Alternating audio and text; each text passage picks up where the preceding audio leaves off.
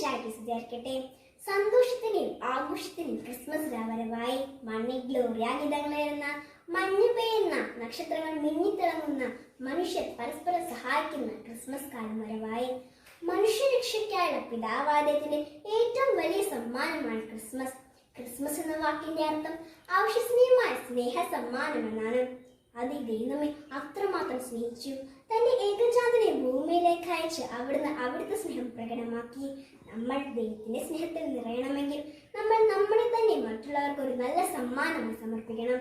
നമ്മൾ നമ്മളുടെ ഉത്തരവാദിത്തങ്ങളും കടമകളും പൂർത്തിയാക്കുമ്പോൾ തന്നെ നമ്മൾ ഒരു നല്ല ക്രിസ്മസിനായി ഒരുങ്ങുന്നു.